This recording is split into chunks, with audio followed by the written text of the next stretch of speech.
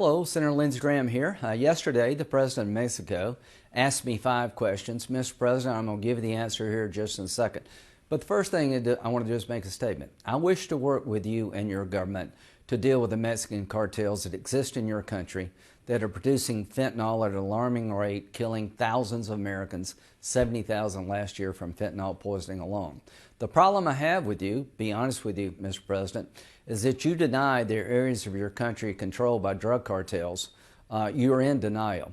The map you see behind me, the red areas, are a State Department map telling Americans don't go to these areas because they're too dangerous, controlled by drug cartels. The Secretary of State, the Secretary of Department of Homeland Security all agree with me that drug cartels operate in your country freely and openly. I'd like to work with you to stop that practice. To the questions. Is fentanyl consumed in the United States, yes or no? Mr. President, fentanyl is consumed in the United States. 11,000 pounds of fentanyl was seized at the southern border this year, fiscal year. Last year's 14,000 pounds. 11,000 pounds, Mr. President, is enough to kill 2.5 billion people. Yes, it's consumed in the United States. Here's the problem. We need to work on that.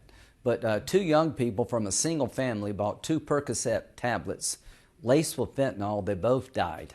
An 18-month-old child died from exposure at an Airbnb from residual fentanyl. This is a very dangerous drug being put in other drugs, and Americans are buying it not knowing it. It's produced in your country, and drug cartels are operating openly in your country, poisoning Americans. We need to work together to stop it.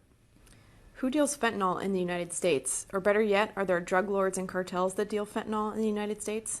Mr. President, Mexican drug cartels are operating in our major cities, distributing fentanyl, and we're going after them. But I want to do more than go after fentanyl dealers in America. I want to educate the public about the danger of drug usage in America. You're right to insist we do that. But I want to work with you to shut down these labs.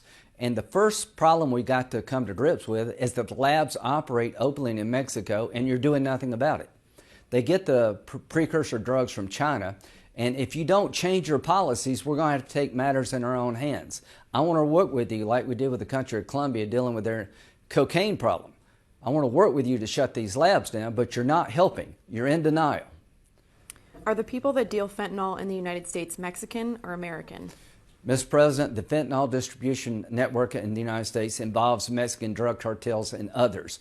The product is primarily coming from your country, being produced in areas where you have no authority or control. And if you don't change this policy, you're going to require America to do things that I don't want to do, but we must do.